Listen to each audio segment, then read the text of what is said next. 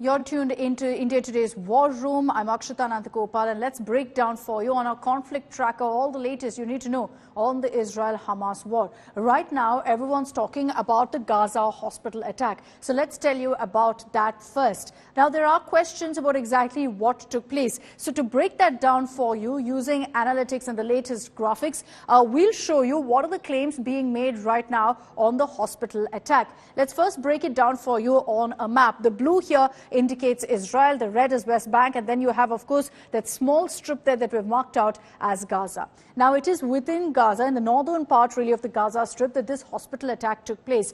Zooming into that particular location is where the hospital was. Now, here's Israel's claim. They say that a Hamas missile misfired and hit the hospital. The rocket launch site, according to Israeli radar information, is that the rocket launch site was very, very close to the hospital, and they've released footage to claim that this is the truth. So let's show you what Israeli authorities are claiming. They're saying that from the rocket launch site, very close to the hospital, there were missiles being fired towards Israel, which is why you see it going that way.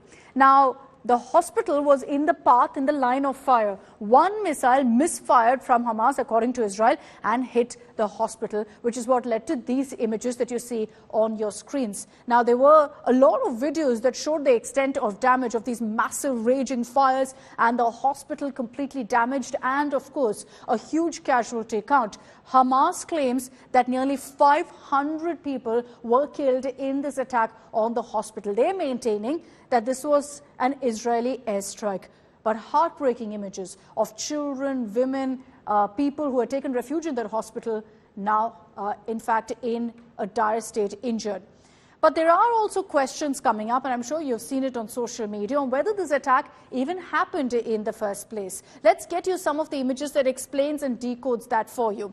Now, if you look at, in fact, the before and after images, and these are satellite pictures that we're talking about, before the explosion, what we've circled right there for you is the site where, in fact, this reported blast took place, the hospital. Now, after the explosion, you see here, there's no crater, there's no massive evident damage reported. There's a reason we're talking about a crater and evident damage. Just keep in mind these pictures. I will talk about what you see outside the hospital and inside. First, outside the hospital, what's the evidence that a blast took place? This picture has been going viral. They've said that this is the aftermath of the blast in the Gaza hospital. So outside in the vicinity, what's clear is that this is the parking lot of the hospital. You see shrapnel around. You see fuel-related damage, meaning that vehicles are damaged, but there's no crater. If this was an airstrike, and a massive one that demolished a hospital and brought it and raised it down to the ground, you'd see evident damage also on the road.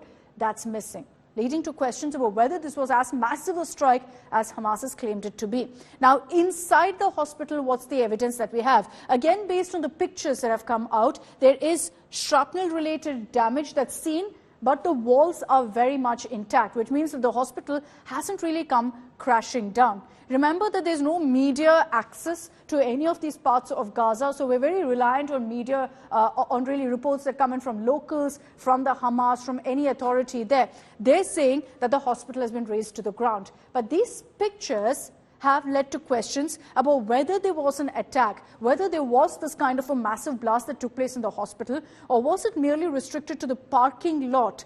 And does that mean then that there haven't been 500 plus casualties as has been reported? Now, meanwhile, Israel is also facing trouble from its northern borders as the clash with Hezbollah is heating up. The war between Israel and Hamas has raised fears that the violence would spill into Lebanon as a wider conflict with Hezbollah has also broken out.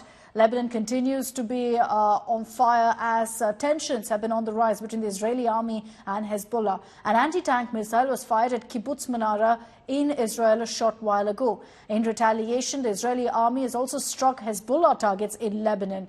The attacks from Lebanon have come as Israel is waging war in Gaza against Hamas. Hezbollah claims it will not sit silent if Israel attacks Gazans and escalates the war. Lebanese people hit the streets showing support to Palestinians, asking for this war to end.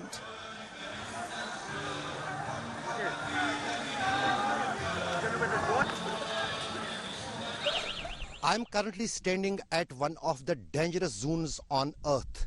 This is the place where 3 journalists got hit by the Israeli rocket and one of them killed, 5 others got injured.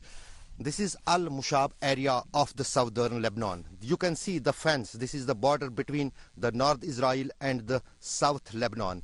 Here since yesterday evening, thousands of rockets had been traded between Hezbollah and the Israeli army. We have got reports that many houses and Hezbollah locations had been hit by the artillery fire of the Israeli army, but also it is the fact that Hezbollah has also specifically targeted some of the army positions of Israel on this border. The way America has supported Israel, it is now clear that this is another front of war between Israel army and Hezbollah. Ashraf Wani for India Today in Al-Mushab on southern border of Lebanon.